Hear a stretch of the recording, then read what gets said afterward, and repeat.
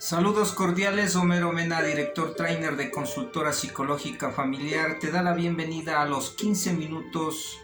de conferencia abordando temas de psicología, la familia, los niños, los adolescentes, la sexualidad, superación personal y otros temas de mucho interés para crecer, para informarse y para aprender del maravilloso mundo de la psicología.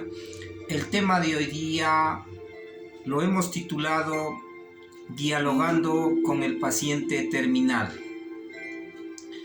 Cuando aparece una enfermedad grave y es amenaza de muerte o lleva a la muerte, es una fuerza tan poderosa este tipo de noticias y de diagnósticos porque va a debilitar a la familia, va a incomodar la vida diaria, nos sorprende, nos impactamos y de ahí viene todo un proceso de qué hacer y qué no hacer. Por eso es que dialogando con el paciente de una enfermedad terminal tiene que ver básicamente con el hablar y el escuchar, porque el hablar y escuchar va a permitirle que uno vaya comprendiéndole al paciente, vaya comprendiendo sus necesidades, sus prioridades y vayamos también nosotros ayudando en este proceso de duelo anticipatorio, que lo podemos llamar, porque es un duelo anticipatorio ya que la persona va a llegar a la muerte y en esos pasos que demos podemos aminorar, fortalecer, armonizar para que ese lapso, ese tiempo de enfermedad, de deterioro, vaya no siendo tan profundo en las reacciones emocionales y psicológicas y no vaya a devastarnos a la parte emocional y psicológica de las personas allegadas y de la familia. Entonces nosotros necesitamos aprender a hablar y escuchar con el paciente terminal para poderle ayudar, porque al nosotros comprenderlo al paciente de una enfermedad terminal, nosotros podemos estar preparándonos y preparándole a él tanto física como mentalmente y también espiritualmente para demostrarle que es un proceso que hay que asimilarlo, que se va a pasar y que al final, en la etapa final, uno puede llegar a comprender la realidad y el sentido de esa situación de la muerte y de la enfermedad catastrófica o terminal que lo lleva a ese desenlace. Pero veamos cómo se va dando este proceso. En una primera etapa es el impacto, es la negación, porque uno no cree, no quiere creer, no acepta, entra en la duda y comienza a preguntar y buscar otras respuestas, otros médicos, otras medicinas, porque es parte de un proceso natural, porque estamos hablando del camino de la vida que es la muerte, si lo entendemos así, porque la muerte también es el inicio de otra vida. Y de ahí que en este impacto tanto los familiares como el paciente tiene diferente percepción de la realidad. Para los familiares el impacto es desgastador en el plano emocional, psicológico, económico, relacional, ocupacional, laboral y en todos los aspectos, porque va a tener que cambiar su ritmo de vida, va a tener que estar pendiente del paciente con la enfermedad terminal y ahí comienza a ver todo el alboroto que se va a desatar dentro de su ritmo de vida o de su estilo de vida o de sus ocupaciones y de su vida familiar. Para el paciente con la enfermedad terminal viene a ser una especie de incredulidad, de no creer lo que le está pasando y sobre todo de pensar que hay equivocaciones y que puede haber otras alternativas y por eso se niega aceptar un diagnóstico y comienza a sentir esa irritabilidad, ese enojo, ese malestar o esa culpa porque el paciente con una enfermedad terminal culpabiliza, y esta es una de las consideraciones emocionales y psicológicas que debemos tomarla en cuenta, culpabiliza a la sociedad, al médico, a la medicina, a los familiares, a su niñez, a su adolescencia, a su trabajo, es decir, a todo el contexto que él pueda ver, porque busca una respuesta para asimilar que va a llegar a la muerte, pero eso no es tan comprensible en el momento, es decir, bueno, me voy a morir y tengo que morirme. Es esa lucha, ese sentimiento de sobrevivencia del ser humano y sobre todo del paciente terminal que tiene todavía el camino, el objetivo y que no ha cumplido con ciertas expectativas y ciertas metas. Por eso es que comienza a culpabilizar, busca una culpa, una responsabilidad para comprender mejor ese impacto que va a tener. Pero una vez que ya se confirma, se reconfirma, cuando en un momento él puede tomarlo con calma, porque esa es otra de las características del paciente con enfermedades terminales, es estar tal vez en esa calma, en ese pensamiento y en esa irritabilidad, en esa molestia. Es decir, los sentimientos son cambiantes, ¿sí? Son rápidos en cualquier momento. Y eso nosotros tenemos que considerar que pasa por él muchas ideas, pensamientos. Cuando ya la persona que asimila el diagnóstico, que asimila su proceso de sufrimiento, su proceso del dolor, ahí comienza ya no a tener, a culpabilizar, sino comienza a tener mucha rabia, muchas iras, mucho dolor,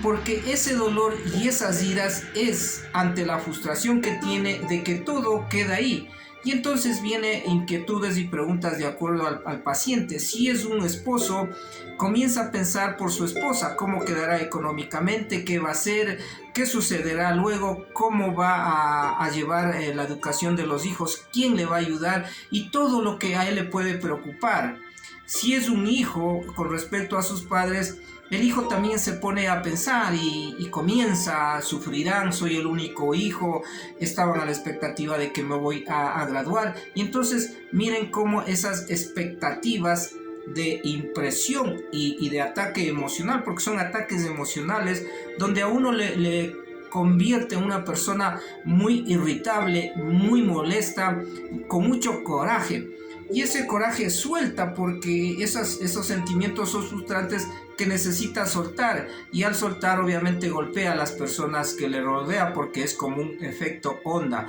Lo que el paciente en enfermedad terminal dice choca y llega a la vida familiar y a la persona que está más cercana. Por eso es que nosotros tenemos de tener los objetivos muy planteados, y también nosotros tenemos de sentir que los sentimientos son del enfermo terminal y los sentimientos son de uno, y no debemos confundir. Y por eso sintonizamos primero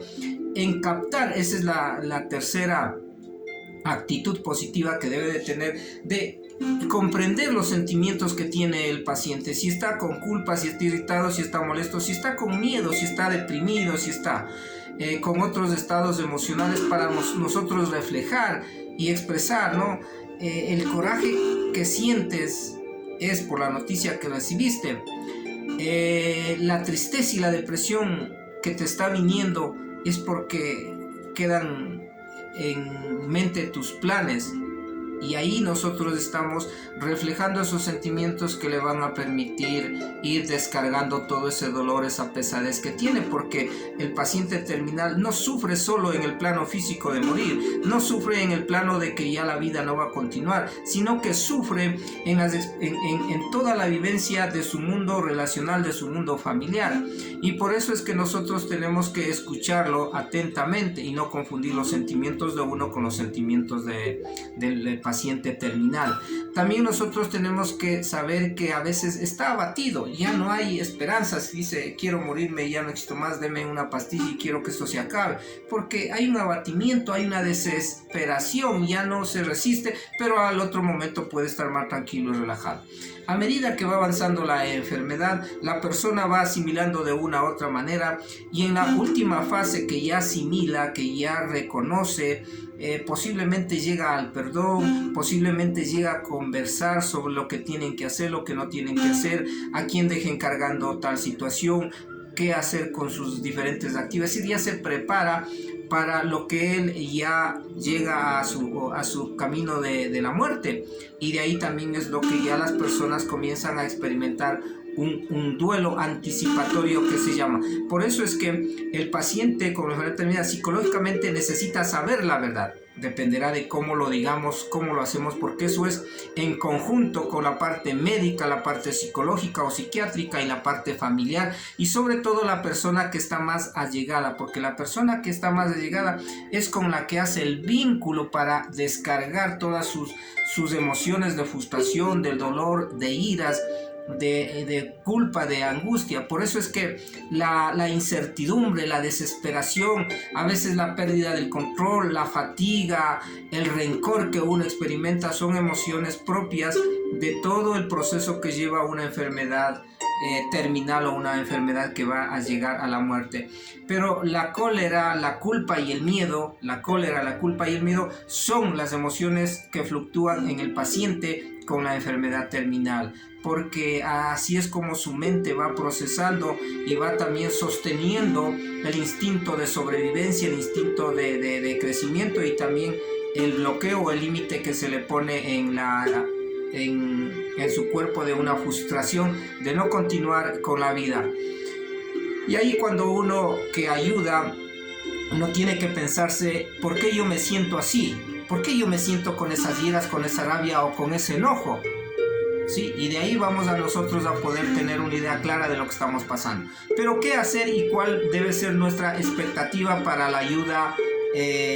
positiva, comprensiva? Primero nosotros tenemos que ofrecernos como ayuda. La ayuda obviamente será en un ofrecimiento muy puntual, económico, de atención, de tiempo o de otra situación muy específica. Segundo, hay que informarse, tenemos que estar informados del tipo de enfermedad, de qué nos dice el médico, de qué nos recomienda la familia para nosotros poderle ayudar y estar cercano. También nosotros tenemos que calcular las necesidades reales, porque el paciente tiene un tipo de necesidad igual que la familia, no puede ser la necesidad de uno posiblemente, y ahí entra el diálogo de qué hacer para nosotros tener buenas expectativas. Mira lo que puedes hacer y lo que no puedes hacer, porque recordemos que cada uno tiene una empatía, tiene un psicólogo interno que puede entrar con mejor relación al paciente terminal o a la familia que también se enferma emocionalmente. O también no podemos tener esa capacidad o ese carisma, y entonces nosotros tenemos que reconocer que tenemos limitaciones como tenemos potencialidades para ayudar